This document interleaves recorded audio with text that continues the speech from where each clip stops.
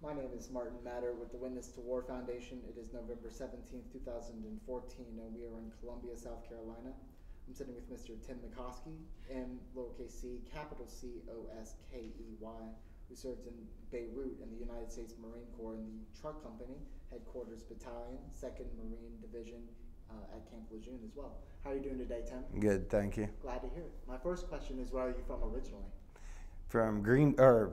I was born in Salem, Indiana. Grew up in Greenville, Indiana, a little country town. And tell me about your life growing up in Indiana before you joined the Marine Corps.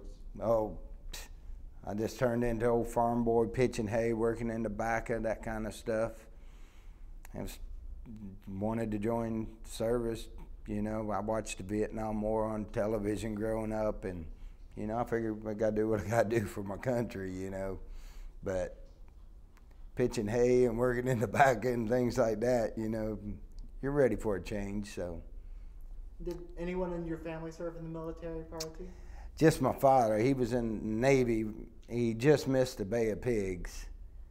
And I had 4 brothers and a sister. None of those joined. So, yeah, I was the only one out of 6 that joined. And why the Marines over the Army or the Air Force? Well, first I joined the Army Reserve when I was in high school. And then I did my boot camp because I didn't have enough time with my birth date to make Marine Corps boot camp, go back and finish high school. So I went ahead and joined the Army knowing I could get out. So finished high school, graduated, went to AIT. Then I took the 2 weeks training for the Army for once a year. It just happened to be that time. As soon as I got out of that, I went to the Marine Corps recruiter.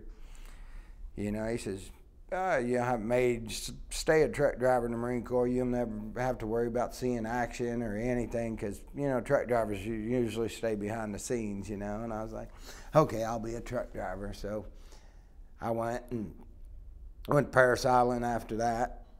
You know, after they did all their paperwork, got all the P's and Q's right. So got to Parris Island, and I realized there was a difference. Well, first we get to Savannah Airport.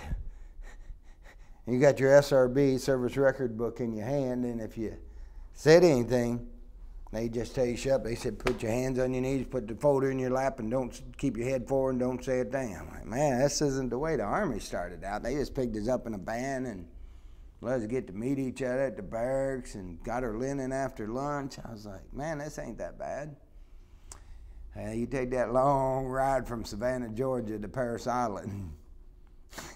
You have no clue where you are by that time. It's like 1 in the morning, and they start on you there, and first the DI gets on there, he says, first word out of your mouth be sir, last word out of your mouth be sir. Everybody understand me?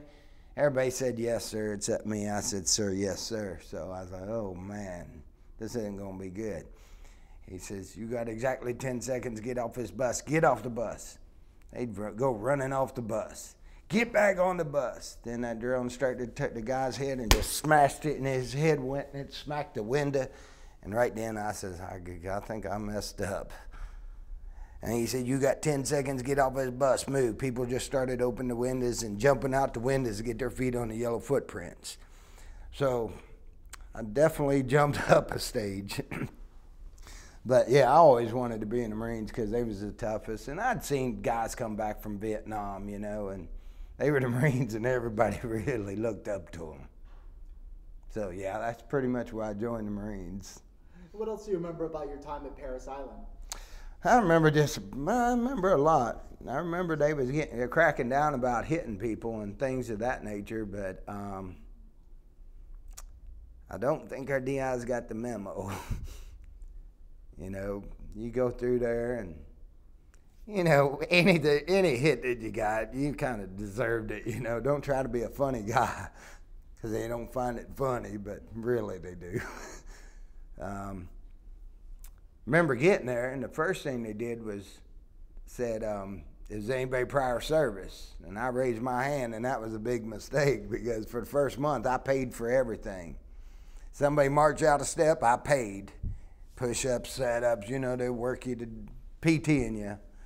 So it was pretty tough the first month. Then after that, it got pretty good, except for the fact that I couldn't march, and they made me a squad leader. And when we was doing that marching, They want me to, make his turn. I was like, I don't know how to do that. You mean you was in the Army and you can't march? Well, I got fired from that job, but I learned to march really, really quick after that. In the Army, you can get by without being able to march and make it to graduation. So, remember we was at the rifle range one day, and I'm talking in the chow line. You're not supposed to. It's the building's like a straight building there. And then you'll turn the door and you'll go in to go get your tray and go get your chow. Well, I was talking in line and I come around there and that DI just busted me in the stomach and I buckled under. He said, "What's your problem, McCoskey?" I said, "Sir, the private's got a stomach ache, sir." Do not talk in the chow line. I learned that one. And there's another time I was laughing, They let us have a cigarette break. I never smoked a cigarette in my life. And I was in boot camp, and it was like third phase, and they said, you can have 2 cigarettes. Or you can sit in here and write letters. I was, well, I'm not writing a letter, so I didn't write the letters. So this guy said, come on, man, smoke a cigarette. You'll feel good after you smoke one of these cigarettes. So I ran down there, and I tried to smoke that cigarette, and that I did. And I just felt like I was drunk. I'm goofy and everything, and we're doing rifle drill, and the DI's like, what do you find so funny, McCoskey? Sir, Private doesn't find anything funny, sir. So we ran me into the DI's office, and he jacked me up with his left arm on that wall, and he just busted me in the gut, and he was like, now do you find something funny? I said, sir, no, sir. Get back on the quarterdeck, and then one of the Marines, he's laughing. And he goes, what are you laughing for? He said, was McCoskey laughing when he come out of here? And the guy stood up for me, and I was, thank God. And he just sent him down to go see the CEO. Nothing happened to him or anything, but that's just the way. They play games in there. They got more games than Milton Bradley.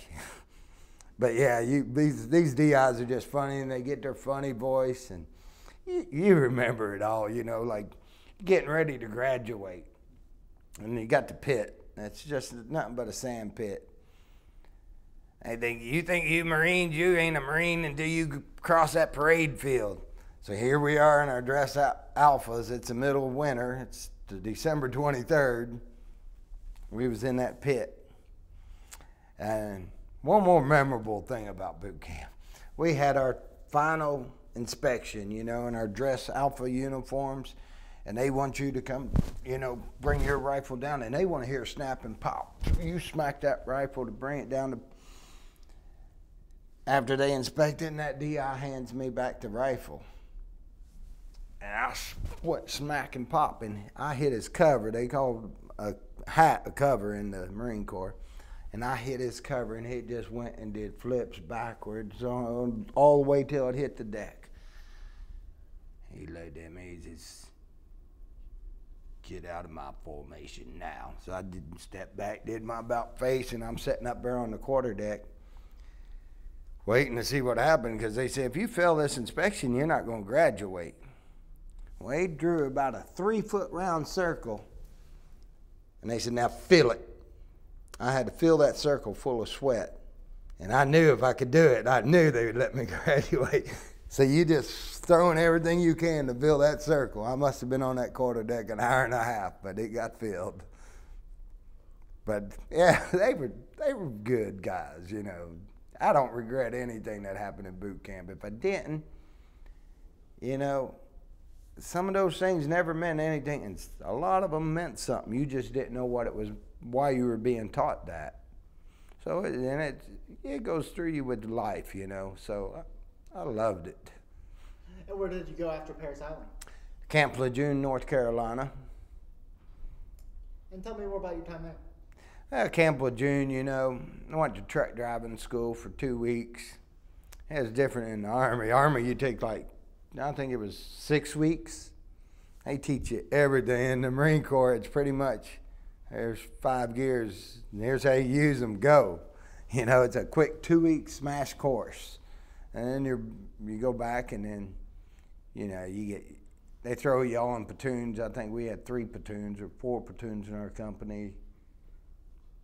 Can't remember. I know. I always thought it was 3, though. I think it was 3. You know, you get split up. A couple of my friends from boot camp was in my platoon, you know. And it was pretty good. You get to go here and there. And after you're in a while, they start letting you go on operations. And we took up this operation, went to Fort Pickett, Virginia. And that was a pretty good time up there. Met up with Gunny Kim as cook. He was a cool guy. And he used to hook me up with food. I'd get a case of steaks, you know. I'd bring his guys out in town.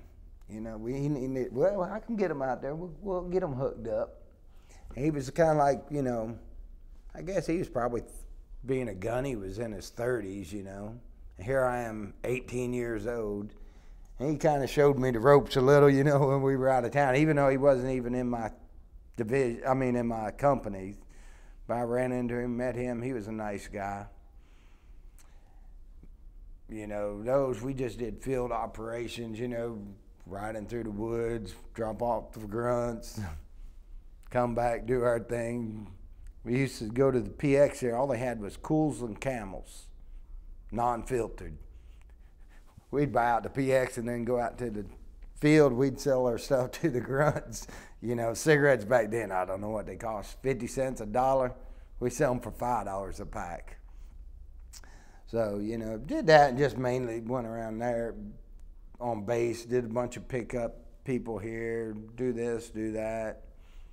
Then I got back from a couple of Fort Pickett, what do they call them? A couple of times going up Fort Pickett. That's what we'll say, lack of words here. And then we went to, I finally got to go out on a float. I went on a NATO float. Went to Germany, England, Denmark, and that was good. Went up there with Staff Sergeant Hunt and Lieutenant Nairn and a couple of guys I've been in a platoon with, you know, and they split us up. Some went on a med float and some stayed there and went to the NATO, which I'll meet up with them again later. So that was fun. We got to go to Germany, you know, go out the boat, drive your boat right into the ocean, do an amphibious landing and all that. And then we went to Denmark and played Danish war games. And we was just driving for days. Our lieutenant was hard. He's like, now you guys do this, do that. You know, you'll get court-martialed if you're eating, drinking, or smoking in the truck. I'm like, man, where'd this guy come from? Well, we was in there for a couple days and then driving around playing these little war games, and we got caught. And our staff sergeant, he was 6'6". He was half black, half Indian, and his arms must have been that long. And they never patted him down. The Danish didn't. The rest of those guys laying down on the ground as if we were POWs. Our staff sergeant jumps up, takes his knife, puts it around a guy's throat, and says, "Yep, guys, we're going." They didn't know what to do. It was like they were beat. They didn't check him. So now we were out looking. We had 2 trucks break down. So a group of us went to go get the trucks and recover them. So we get real close to where they're at, you know, like 10 miles, and they weren't sure exactly where it was at. So we made this little command post here while we waited to, the wrecker went and tried to find the other 2. 50 Danish children must have came up on their bicycles. And, you know, we can't speak Danish, they can't speak American. One kid did know a little English. I was like, that's good. So we went there and first we asked if they had a sister, of course. And of course that answer was no. So the second thing must be beer.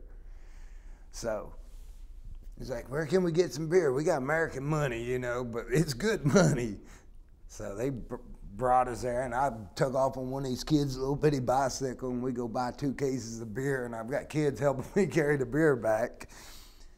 And we just start drinking. We drank all the beer, and our staff sergeant gets back, and he says, you know, who got the beer? And of course, everybody pointed at me, likely. And he said, man, I left you 2 of them, Staff. I saved you 2. He said, that's all right, you're going to pay for this. So the next morning, we get up and they put the lieutenant in the truck with me. Mr. Hungover here, they ain't supposed to eat, drink, or smoke. So we're riding along with him. And, we've been going about 3-4 hours in the day. And we go up over this hill and there's a Danish roadblock. It's play fight. And we go down, and I took my truck, and I just, grabbed my M16. We used to fasten it right there on the window. I took it out, and I started popping rounds, threw it back down, kept driving. I took the truck, went right through the woods, running over trees, because we always just run over trees with those trucks, and made this big old U-turn, started blowing out caps again. He said, McCoskey, what are you doing?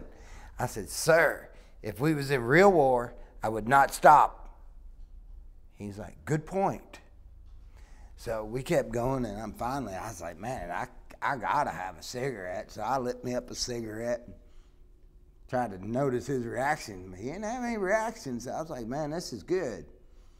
And I finished my cigarette. I was like, got me a drink, water, whatever we had.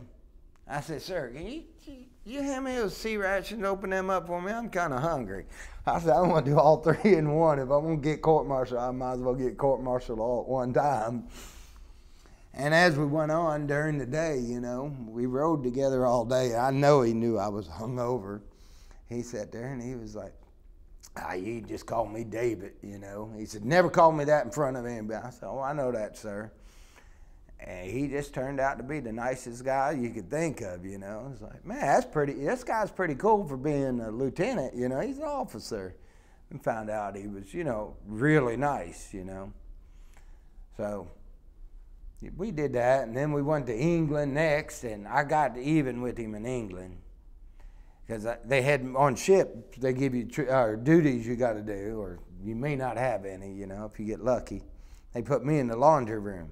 Best job on the ship.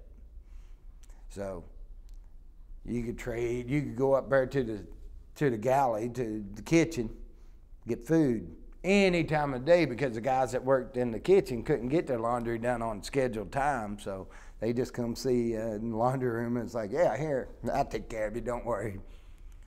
2 o'clock in the morning, go get you and make you a sub that big, and nobody's going to say a word. Nobody else can do this except for the guys that work in the laundry room or any other deal they had made, So, first night of liberty we had 10 days in England.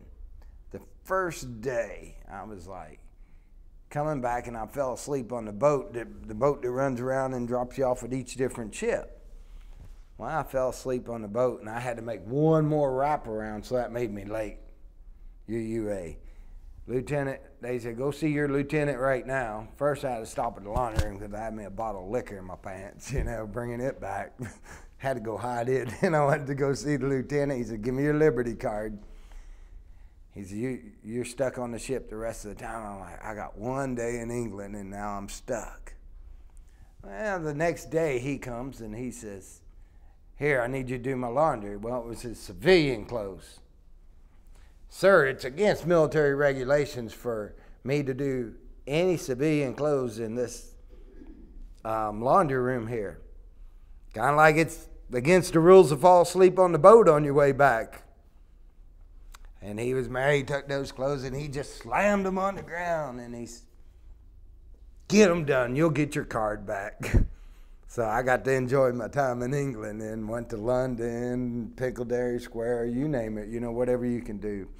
So that turned out to be good. And then we headed back to the States, back to the regular unit again, waiting for the next thing to come. Well, the other float came in about 2 months later, maybe. I ain't sure about the dates, but they just got back from Beirut. I know our float was 3 months, theirs was 6 months. Give or take a month which way they probably went, getting back. But I know they got back, and they said, well, we're preparing to go again, So I said, man, I want to go on that. Well, they separated me and Puckett. It was one of these things they did in the beginning. Sent him on one float, me on the other. I don't know why. We got in trouble together or something. It happens. So now they got the new Beirut float. And I was like, how was it over there? He's like, oh, it's paradise over there. You got to go. So sign me up. So now we're preparing to go to Beirut. And they send us over to Camp Geiger. We live in old concrete barracks. These guys used to have, they brought cases of wine back from Beirut from the first trip. You know, we loved it. We'd be, when you ain't got any money, when you're making like $11,000 a year, your drinking money's gone real fast. So we drank that nasty tasting wine. If I was a wine connoisseur, it was probably good stuff. Who knows? But yeah, they brought all that back, and we had a 96 before we went. We went up Myrtle Beach, but our staff sergeant made us a deal.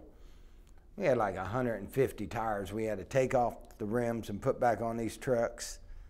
He said, when you're done, you can go on Liberty. So it was like Wednesday afternoon, so we got like 124 or whatever number comes out to. But it was, you never seen so many guys work together as a group. You know, we're going to beat that goal. We're going to get out of here early to have us a good weekend. We had us a nice weekend, you know, before we got to leave the States. Had a lot of fun at Myrtle Beach. So, and it's changed now, but yeah, that's where all the Marines used to go, was Myrtle Beach. It's a good place. So now we're on our way to Beirut. And what's going through your mind? You've heard some stories about what was going on in Beirut. Well, you know, I heard that there's a war going on over there. You know, there's a civil war. And the guys that was there before, they was like, man, we went to Byblos. You go out on the mountains. He says, man, you'll see some of the prettiest stuff, some of the stuff that was before Christ that was there. He says, really, you don't even see anything. He says, you could tell there's a war that happened there, but he says, it's a cakewalk, you know? And I'm like, all right. You know, there's a little bit of you that says, I wonder what's going to happen. But mostly, what they said, you know, I'm like, I'm okay with this. I'm a Marine, you know. Mean green fighting machine. I'm ready to go. This is what I trained for, you know. Even though I'm not going into no big war, no conflict or anything. That's the way they're making it out to sound. So I'm like, I'm good with this. So, and away we go, you know. We get over there. And the day we get there, there was like 7-foot swells just coming up and slapping into the ship. And here comes back boot camp training. Because this is the ropes, the cargo net. You got your full gear, and we was on the USS El Paso, and you know they craned the trucks down into the into a boat, and you know bring them to shore. Wasn't enough trucks for everybody to drive. Well, I didn't get to do my amphibious landing there, but I've already done one and got one for the book, so I'm okay. So you're climbing down this cargo net, and these this you know they're not called U-boats, but they're shaped like a U-boat with the tail. The gate goes down when you get to land, and then you go through a little water and get on the beach. And it's just slamming up there, and you're like, man, there's just a little time to jump. You got your full pack, your M16. If you ain't got it with you, you don't need it. And then you got to just time your jump because you're like, man, if the boat hits me, I'm dead, or my leg's taking off. So then you get to go, and you get to make this jump right when the swell goes at the right time, you let go. I was like, man, that's pretty cool once you make it, you know, but you got to take this jump. And I was like, wow, it's just like John Wayne movies, you know. So that was good. Then we go and we get on land. We got the beach, and they've got these barrels and everything. It's barricaded, you know, and there's a way we get in and out of the beach where our command post is there.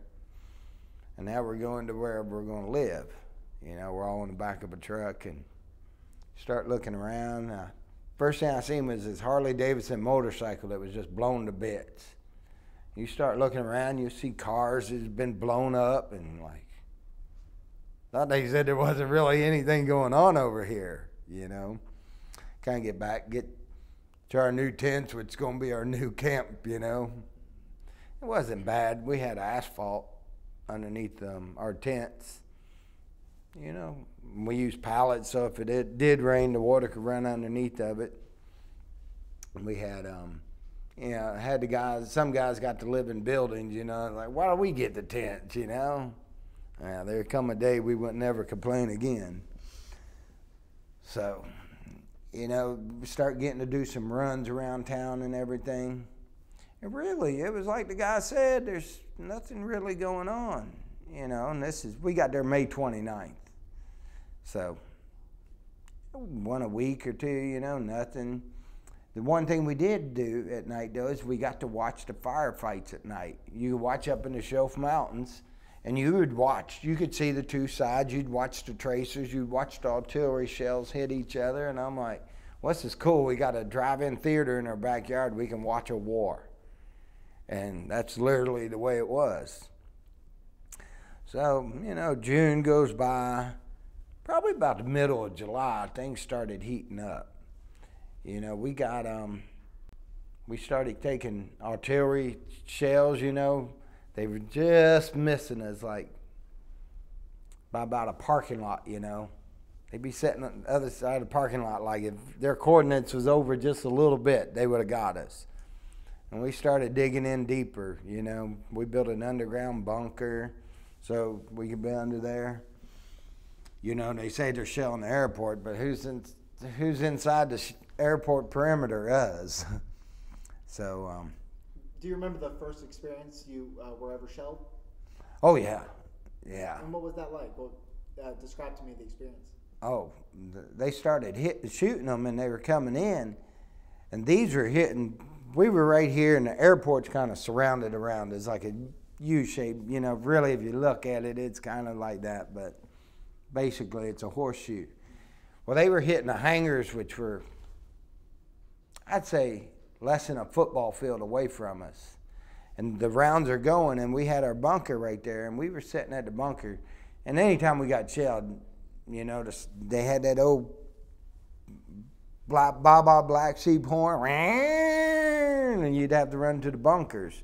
Really, you didn't need to be told, but all that chaos is going on with the siren at the same time. So we sitting in there, and those shells are hitting, and you just watch, and you'd see the metal out of the mortar. You know, it splits up, and that's the shrapnel. But that stuff is glowing red, like if you had a cutting torch on that thing, heating it up, and it's just flying over the top of our bunkers. And I'm like, somehow it makes me think, now I think they're coming after us, you know, which they were. But yeah, you don't forget that. The worst is when you start getting, as you know, this time it's heating up. It's like the middle of July, you know. You'd be out there, you know, just standing looking at the, we had sandbag perimeter around our tents, and we had sandbags around our tent, you know. We'd play cards, and then we'd be blocked from any bullets or anything, but you'd start getting shot at. You'd just be on the wall, there went a bullet by your head. And I can't, if I said I was shot at 30 times and been missed, but I heard the sound 30 times, I'd be probably cutting the number low. But we were just setting ducks over there. And so time went on here a little bit more into July, and then I got to see my first wounded.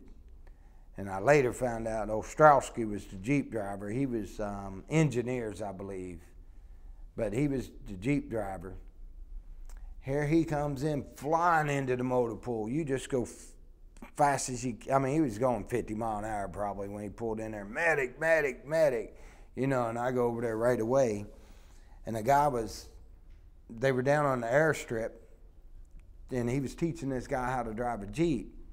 And the guy got shot in the leg. It went in here, and it came out here. This guy's on the back of the Jeep, you know, and you're seeing blood hanging out and everything. Like, man, that bullet got him good.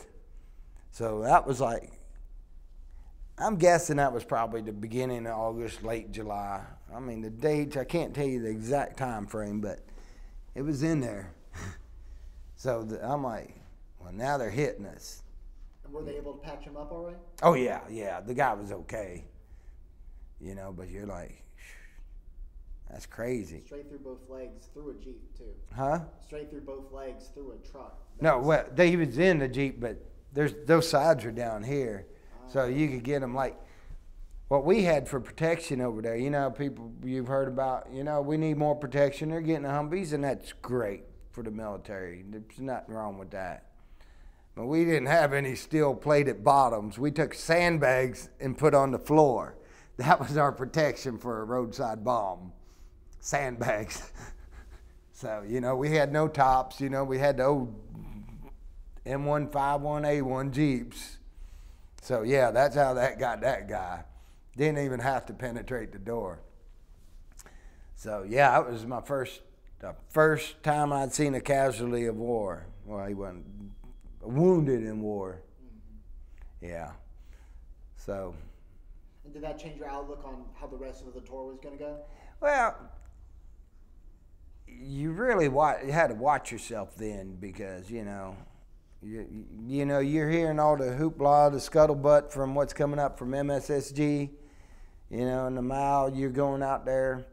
Me and Ronnie was on sometime in this time. Ended up with doing the garbage dump run for a while, which we switched up on jobs that we did, of course, you know. So I got the dump run. And he's like, get out of here, get out of here. I said, what? He said, they're pinging them off the truck. Next thing I hear, we're getting shot at. We're getting bullets, you know, shot at the truck. Of course, I found fifth gear as fast as I could, you know, because our perimeter road, we used to have a town they called Hootersville for all the right reasons, because I drove through there, and you can just smell the hashies and everything. It's all on the street, and that's just the way it was.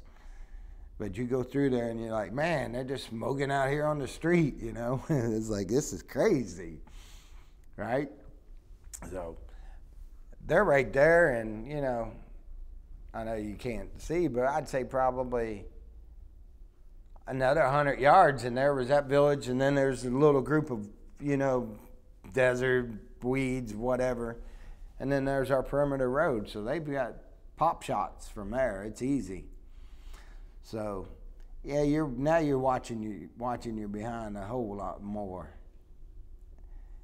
Yeah, but that fuel, I mean, that when we got shot in that truck, it was crazy. And then one time, back at Camp Lejeune, I had to go pick up recon one time.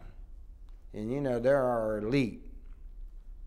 And I got out of my truck, and I was supposed to pick him up, and this sergeant come up to me, you know, he's got Popeye arms, and he's like, what's your name, Marine? And I said, Lance Corporal McCoskey. And he was like, what are you doing here? I said, I'm here to pick up recon. You know, we're laid back. We're truck drivers. These guys are the elite. He said, I suggest you shut your mouth and get your truck back, get your ass back in that truck now. And I'm like, okay. You know, so I get in there as well. I had to pick up recon from the beach and bring them back to the compound, you know, up to MSSG. So I got them all in the back, and we don't have any tops on our trucks or anything. Well, we started getting shot at on Perimeter Road. And on Perimeter Road, we had this one road that went out and around and connected right back into Perimeter Road, but they blocked it. They took 2 dump truck loads full of dirt, and then they put another one up here. So you couldn't go through the road, but you could if you went over it slow enough. We can get those trucks over there. Well, I knew it was time for an exit strategy because we're getting, I hear the bullets hitting the truck, so here I go. I found fifth gear, and I took that second road, and I take that all 10 wheels off, and I'm just hanging on, just being slammed around the dash. I'm standing up, hitting the gas pedal. Then I go hit the second one, and I mean, I'm just flinging all over the truck, barely holding on, maintaining this truck. And I got us out there, and I got back to the motor pool, and this recon comes running up to me. He said, what's your name, Marine? And I'm like, they're going to kill me this time. I said, Lance Corporal McCoskey. And they said, well, if we ever need a ride, we're calling you. I said, that was one of those scary moments. But that's the way it was. But yeah, that's the way we learned about, I mean, that was my 2 experiences with the elite. One was thank you, and one was shut up and get your mouth in the get you back in the truck. We were last week about August. Yeah. So what happened after you saw your first wounded? Well, we still just kept on, you know, but that's when we started getting more mortar attacks. We'd spend a lot of nights in the bunker, you know, just getting shelled. One night me and Puckett was up at the E Club at MSSG, that was a command center. They had a little bar in the basement. And next thing you know, everything rocks in the building. We just got hit with a mortar shell right on top of the building. I mean, we're in the basement, it shook. And, you know, it was like, what in the world? Puckett took off, I stayed, you know.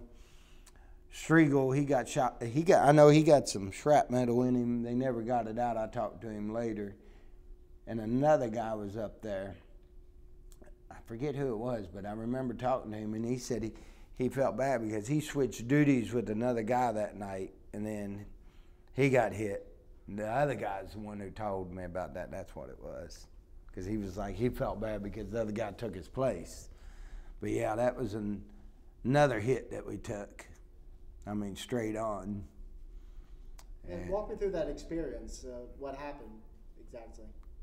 Oh, it was like, you know, everybody get to your quarters, you know. Oh, don't go back to your, you know, or Puckett took off like a wild rabbit, you know. And we just, you know, got up there. Yeah, it was a concrete building, you know, well built. And you're like, well, we'll be all right here, you know. It hit the roof, it didn't penetrate. So, don't know exactly what they did. If you wasn't scared, you were a liar, you know. I mean, that's just the way everybody, I wasn't scared of that. The hell? You know, you're in a basement or you're even in that building. It just rattled that building. Like, yeah, you're a little scared. You're like, I'm alive, but I hope they don't hit us again. But yeah, you get that scared in you. But you kind of live with it too. The whole time you're there. A lot of us seem to drink more and more during the evenings as the months went on because, well, we'd send a driver out. He'd be drunk as a skunk, but it's like, well, he won't even feel it if he gets hit, you know. We get a late night run, you know, or whatever. But yeah. I bet it was pretty disorienting to be up all day with your own job and then come nighttime have to be on edge like that. Oh yeah, but the bunkers we built and stuff, they had that big stone in there. You learn to sleep on that stuff. You just get up in the middle of the night and just go down there and some people couldn't. I'd just go to the bunker and just go to sleep. If they kill me in my sleep, oh well. But yeah, it got to where you were kind of just got salted with it, you know, like, yeah. Like one time the Pan Am flew in there and we get the mail run. We'd fight over the mail run because you always suckered the pilot into saying, you know, we don't get any Pepsi over here. Well, we could get Pepsi, we couldn't get Coke. And can't get any American beer over here. And they would give us like 10 cases of Budweiser and the Coke they had on their plane. And, you know, that's why you wanted that run. Well, this is a daytime run. And these 3 stewardesses jumped off the plane, you know. And we just want to put our foot on Beirut soil, you know. And we was just happy to see women, you know. I'm like, wow, we got a girl here. She's American. She just looking at me, I feel better. Well, a shell hit at the other end of the runway.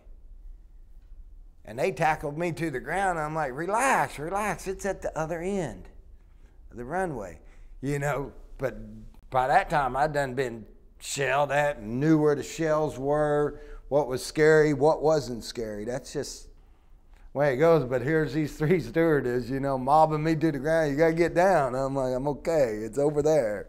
So, yeah, after a while, you just got used to getting shot at and shelled at, sleeping in there. It just became a way of life, you know. You weren't green anymore. Yeah. What's the next big event in your memory? Next big event. I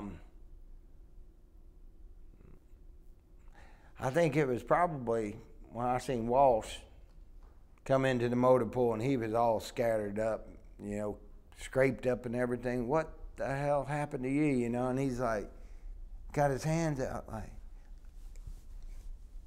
he couldn't hear. Well, he'd just come back from the embassy, and they'd blown a car bomb up. And what he tells me is he had the car bomb there. He's going up the hill, and they let it off. The front of the hood came up, smashed his windshield. He got glass, you know, shattered into his face. And he couldn't hear. It blew his eardrums, you know, from how loud the blast was. Excuse me. Yeah. Remember that. You know, many times going on runs, you know, and just getting shot at, things of that nature. But yeah, Tom's was... particular runs that stand out? A few. Like when me and Ronnie was doing the trash run, this is a different time, not the time we got shot at, but they says, you can't let these kids get on your truck anymore, you know, because they're just trying to get some food, you know. And that's all they're doing is they're going through our trash, but they're worried about them throwing a bomb in the truck. So keep the kids off the truck. I said, well, I'll keep them off of there. And they used to have this one kid, he must have been 10 years old, but he ran the place and he was missing an arm. So, his hand, he had his hand from about there down, you know. He's like, I said, he ain't gonna get on my truck today. So I come blasting in there. He got on my truck. And he's in the back of my truck, so I just go up to the pit where you dump it, and I just threw that thing, and I flipped him down in there. He comes running up, and he goes, that with no hand. He just gave me the finger in Arabic. That was it was more fun just to see, you know. But this kid, he was amazing how he could get on your truck no matter what. The rest of them didn't dare jump. So, yeah. And, you know, thinking, you know, there's probably, another big time was when we was getting shelled one night, probably till 4 in the morning, because we had 2 to 6. They would break up our, the time we had to do our duties from 2 to 6, maybe sometimes. Sometimes it might be, you know, 8 to 2. We never kept the same schedule, you know, in case somebody's going to try to attack us. We're on a different schedule. So I know me and Puckett had 2 to 6. Well, we was in the bunkers till 4 in the morning, you know, until they said get out of the bunker. So we got out of 2 hours of watch. So they sent us over, we called it suicide post, because all the fuel bladders were there. And they were everywhere, you know. And we got shot at. We heard both of us jump in there. I beat Puckett in this time, and he butt stroked me in the knee. I was like, man, what are you doing? Get off of me. Man, we was getting shot at. I said, I know, you know. He didn't mean to do it, of course. I said, I tell you what, Puckett, you get ready to shoot, and I'm going to jump up there. And when you see the sniper, wherever he's at, I said, you shoot him. So I jumped up, and no sooner than I jumped up, another bullet went down. I was back in the bunker, you know. I was like, man, he knows. So then I took and put a cigarette, lit it, and put it in my rifle, put the helmet on, and I raised it up. Never heard another bullet. He had to be that close. So, you know, it's dark as could be out there. And we started hearing some noise just 50 feet away, you know. There's a line of trees there before the hangars. Excuse me. And I says, well, what do you think it is? So he went around one side of one of these big fuel bladders, and I went around the other side, and went, and just like the cartoons where 2 guys run into each other, we both got an M16 in the other guy's face, because we thought it was. I said, well, look, I says, get down, you know. I still hear something. So I took a rock. I'm like, because we had rules of engagement and we couldn't shoot without permission. We done threw the phone because we was tired this time. This time we're going to get this guy. Well, we threw a rock, and about 1,000 birds flew out of that tree. Talking about being scared, you hear that much noise. We didn't fire at them, but we was ready to. Yeah. And that was pretty much it, you know. You know, you've heard of a few people getting killed out on the lines, you know, and, you know, every time you hear about somebody dying out there, you're just like, man, you know, you feel sorry, they're a brother, they're a Marine. But it's like, now you know, you're not so sure what you should be doing over here now, you know. And I had to make a run to the embassy, and we used to just run on our own, you know. There's no map, you just go. And we ran into,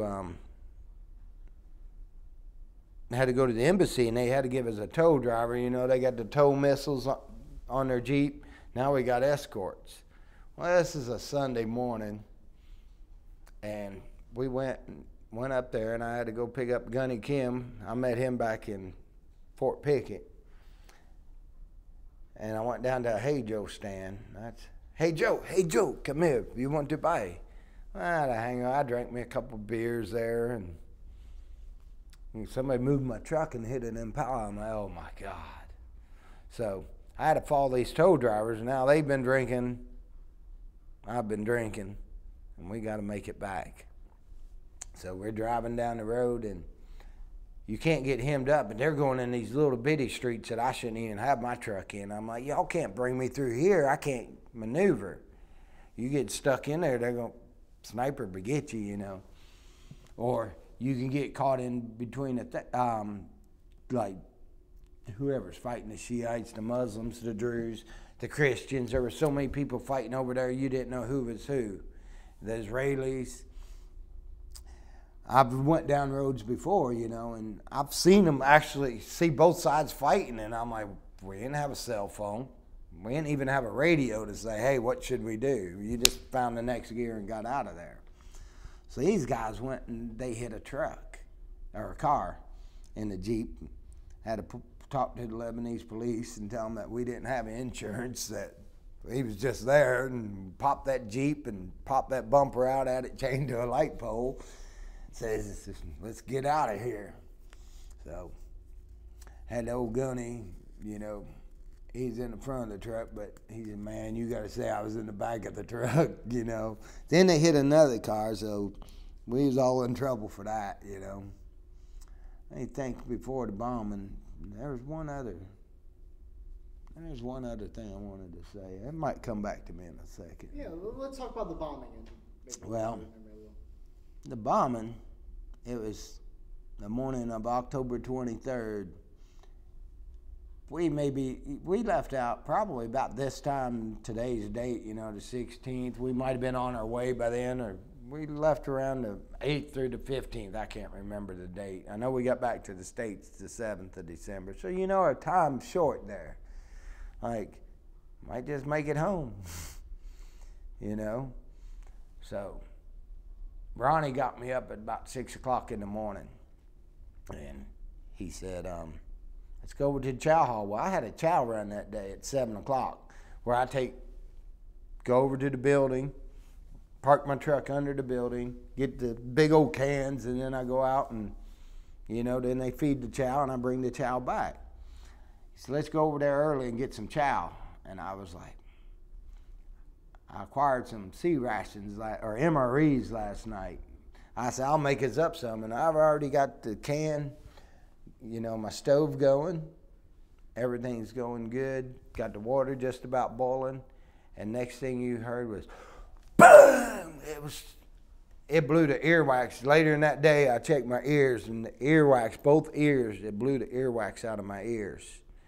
And I swore, I was like, man, an artillery shell had to have just hit right outside the tent. And next thing you know, a few seconds, concrete starts coming through our tent. Like, what the? So everybody's yelling, get to the bunkers, get to the bunkers. Even the guys that were still sleeping were already in the bunkers. Nobody needed to yell it, you know. And we looked over, and there it was. You know, there's the building. You just start seeing smoke.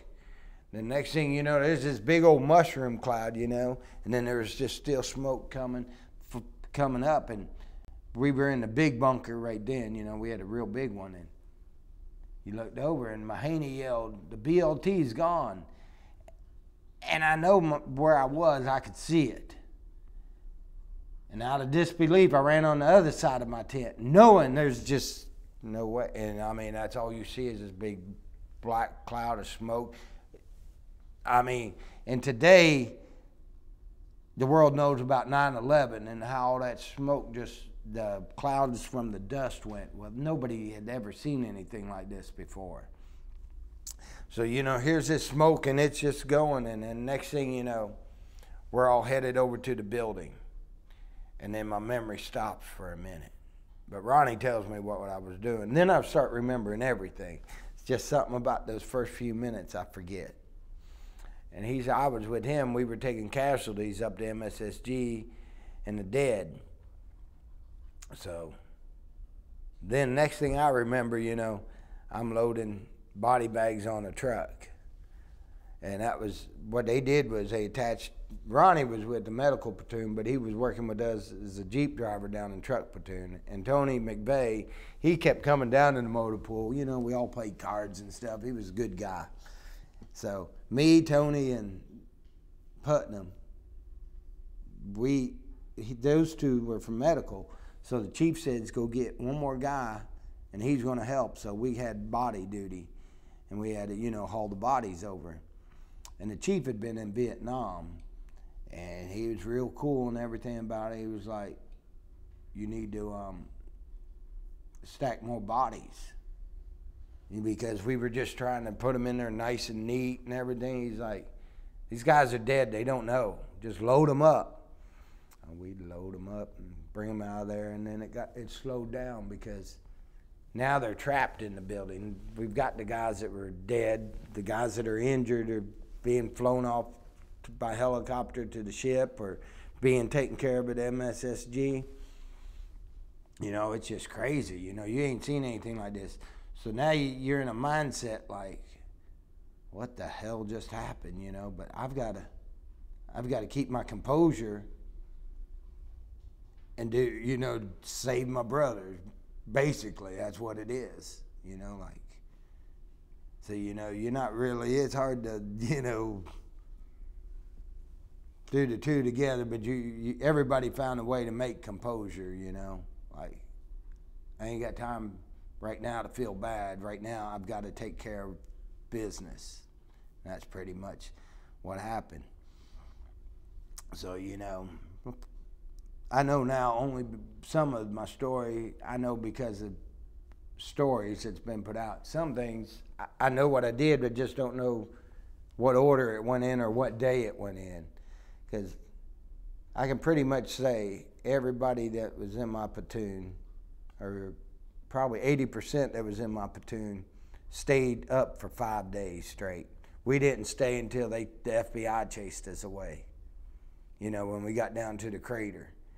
So that building had blown, I think they said it was 15 feet deep, a 30-foot wide crater in the earth. I'm not positive. I know it was pretty damn big, So after we didn't have any bodies now to get there, so now you're starting to go through the rubble. And I remember Ronnie and Tony, they went to go get a crane, and then this Marine, he had his legs trapped in there. And I said, man, I can lift this. And they kept on walking. And there's another Marine there. I said, man, when I lift this, you yank that guy out. And I lifted this beam like, how do you do it? I do not know, but I knew I could do it. I'm a pretty strong country boy. But it was really the adrenaline that did it. And I got him out of there. And then we got to where we were just scrambling, looking in any hole that we can. And then all of a sudden I heard two Marines yell, we hear somebody, we hear somebody. So we started digging. Me and Dave Madaris, he just taken truck driving school with us, right? And he was attached to us. He was from Charlie Battery. He got they blew off the big guns. So, and he's a big guy, he's 6 foot something, big Marine. Here I am, just this little scrawny truck driver. But he had said, he was there. Me and him was working on it hard. The other two Marines, we ended up making like a chain to get the stuff out of there. And I remember picking up this huge slab, and He just looked at me like just throw it over there. So I would say after a half an hour of digging, hard to say, we finally seen 2 fingers. And we could still hear voices, you know, still hear the voice. 2 fingers, you know, let's don't give up here. You know, of course not. Start digging some more, and then we seen the head. And his left ear was cut, you know. But the guy's in good shape where that thing just landed just about right. Well, I didn't know who it was, but everybody else, it was the battalion, I think he was the battalion chaplain. He was the chaplain. I don't know if he was battalion chaplain, but he was the chaplain, Danny Wheeler.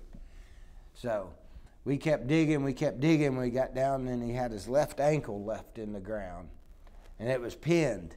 But this building's about to collapse.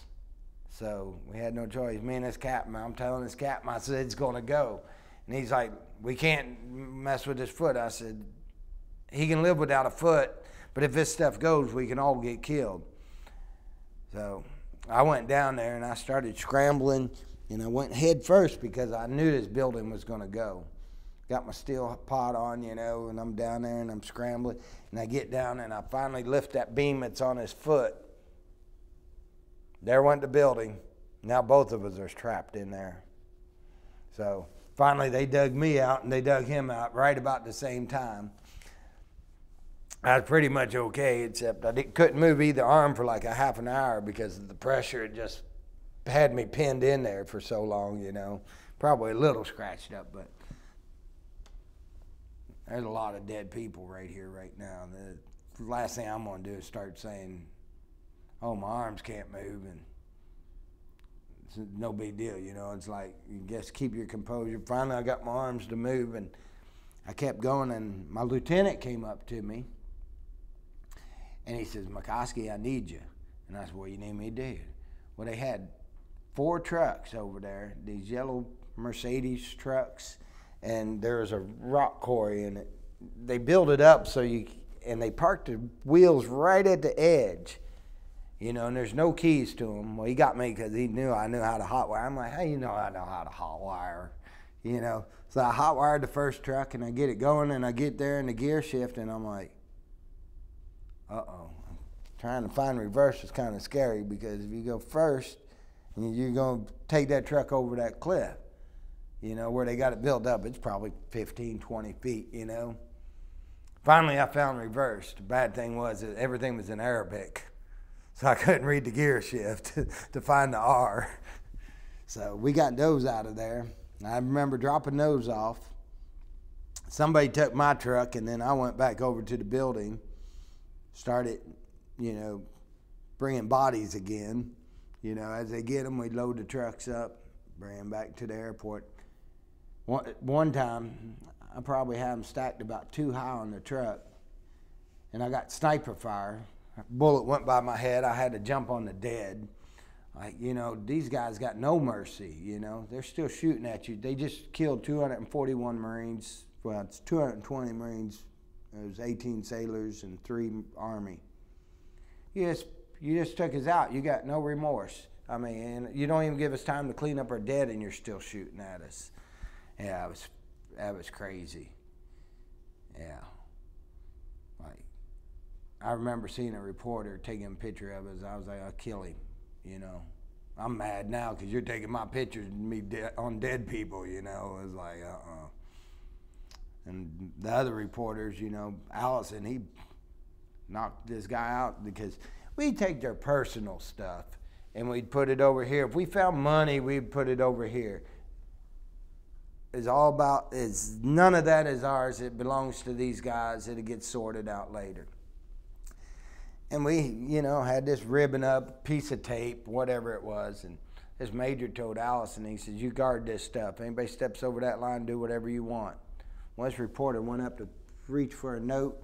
Allison just cocked him, knocked him out. All those reporters backed up about another 10 feet then, you know, because we had our pride. Like, don't take pictures of us while we're down. That's kind of the way we felt, you know. We kept going on. It's, you know, it's day after day. I remember being in the hangar. We bring the bodies to the hangar, the dead, you know. We'd already ran out of body bags. They had to fly in body bags. There was not enough body bags. But I remember in the hangar, we would have 3 rows, 10 in a row, just like in a formation. Then there'd be another row of 3, and I quit counting at 150. I was like, I can't count anymore. That's just crazy. Then they would have the Air Force flew in, you know, some kind of bird. It might have been a C-130, C-70. I don't know what kind of bird it was. But they had, we would just bring them in there, and we would stack the ones that were just slightly wounded, you know, didn't need a lot of medical attention.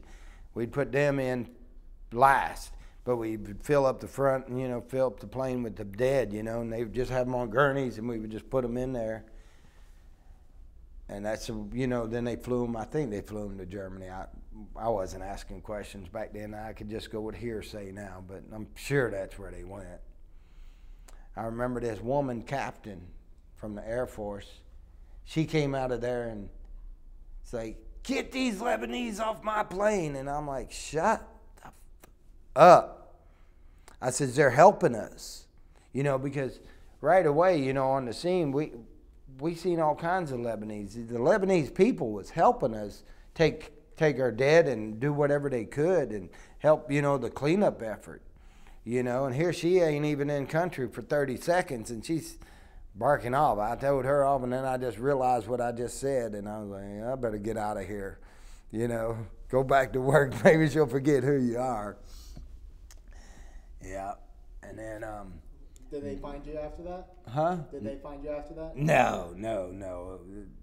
That woman wasn't going into the scene. I can guarantee you that. I did my job, got my truck, went back to the site. I know my lieutenant, Nairn, I went on my first float with it. Bova and Falone found him. He was right outside in the tents, right? And he was BLT's motor pool lieutenant. And I talked to him the day before, and he was like, McCoskey, I need a tire patching kit. And if there's anybody in this country I know that could find one, it's you. I said, well, I'll see what I can do, you know. And I was like, I'll find him one. I know I can, you know. So, yeah, Falone and Bova found him. Said he was alive, and they told him not to move. And he moved, and his neck was broke, and it killed him just like that. You know, Bova, he also had found a guy on a good note, and they found him in a sleeping bag. And they said they unzipped him because his corpsman said, take him out of the sleeping bag before you put him in the body bag. And they unzipped him, and he jumped up and says, anybody got a Pepsi? No shit. That's just the way it was, you know, like, wow. You know, and a lot of, you know, you went back and forth, you know, with the guys because you get to points where you couldn't do anything, you know. You're waiting for a slab of concrete to be pulled off so you can find something, you know.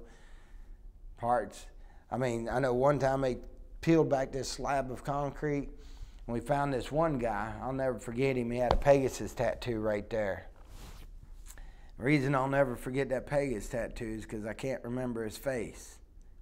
There's a slab of concrete, he must have been laying just right, and it took off his entire face. So you find his body and his entire face was gone. And then around there we would find, you know, you'd find limbs. You might find an arm, you might find a leg. Then if you found a body, you know, and it's missing a leg, I mean, I hope I got the right leg. And you know, you're a Lance Corporal in the Marine Corps. You're not an a surgeon that can put these people back. We had to make a few decisions on our own over there, you know. Somebody would sort it out, but that's pretty much the way we were just finding people at this point. And I know I was probably after about 3 days of it, and I'd sit there and this higher ranking officer, I think he was a major or colonel, he said, like, how long have you been here? And I said, since it started. He says, I'm giving you a direct order to go get some sleep. And I went over to my tent, And first thing I did was I checked out this chicken al king because I ate very little, if anything. I don't even remember eating in those 5 days. But I'm like, well, if I've been ordered to go over here, for some reason I decided to smell my food first. I smelled that chicken al king. I threw it down. I couldn't eat. And you know, you shut your eyes and you lay. You ain't been to sleep in 3 days. And all you see, you start seeing all this, the bodies you just been dealing with for 3 days. And something had come up and hit my pants leg, because we'd play cot wars, and, you know, we might tear each other's rack up, you know, and Boba had cut a slit down through mine. I crushed his before, so it was even. But something hit my pants leg, and that was it. I'm in ghost world right now, you know. I'm going back over to the site. You know, he gave me a direct order. I did go. I laid down, so, you know, 30 minutes later, I'm back on the site again, you know. And it just continuously went like that. And then Gunny Kim, who I told you about, we'd seen him. He'd been in one side of the building, and I could see his legs in his gym shorts. I knew it was him. And he sat there for almost 4 days before they finally got him out. Because every time you'd come in and you'd turn to come into the building, he was like this one set of legs that was just constantly sitting out there. And it's like, I know that's my friend. I know it is. Wasn't there when they got him, but I knew who it was. Bova, he told me the story. He kept going in, you know, where they had some radios and stuff, and the batteries and the acid, and he was going in there to retrieve them. It was him, and McVeigh said he was there then too. And this guy was in the way, and they actually had to take an axe and cut the guy's hands off, just so they could get in there to retrieve people.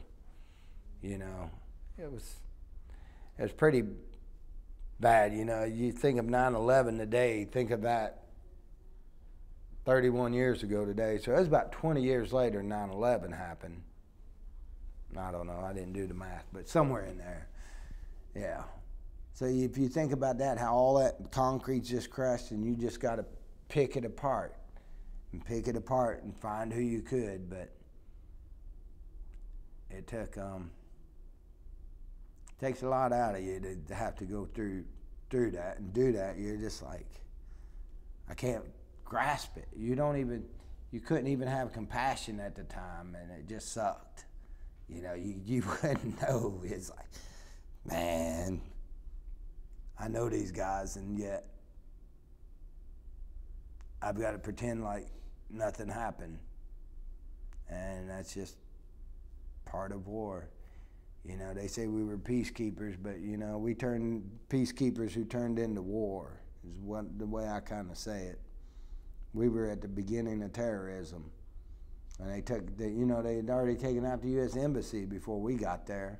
Now they've hit a military, you know. You just didn't hit a few guards at the embassy and civilians. Now you're hitting our military, you know. So I think that's kind of like that was. Did you and everyone else who was working on searching through the rubble, did you discuss what you had seen afterwards, or did you try to keep mum about it? Maybe, you know, like me and Boba talked a little, the things I told you about him, but besides that, you know, we kind of did just a tiny bit, but very, very, very little. You know, I'm finding out more now 31 years later. And, you know, now we're older and we can run and afford gas to go see each other, you know, where back in the day, you know, if I hitchhike through there, I'll stop by. You know, and a few of them I can get something out of now, and some just was like, well, I'd rather just not talk about it. You know, like what they seen, they just don't even want to even think about ever again. And I mean, it's just crazy. I mean, but everybody deals with it the way they got to deal with it. But yeah, like, you know, just craziness.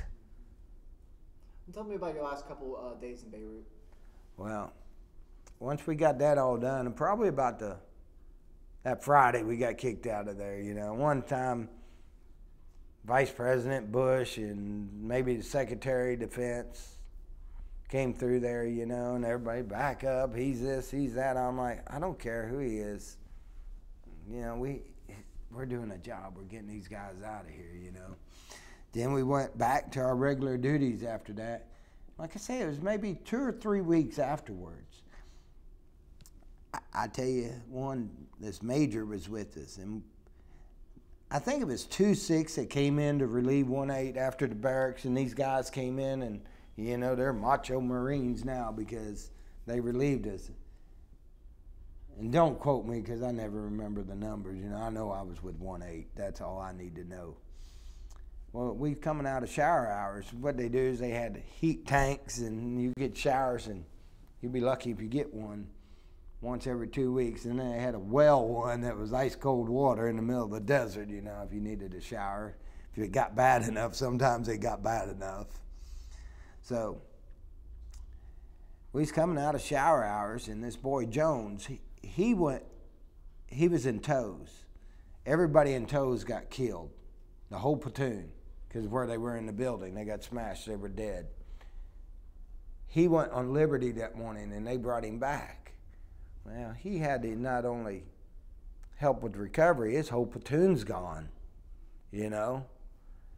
So we're walking back from shower hours, and this one of the guys who relieved 1-8 says, "Guess you guys couldn't take it.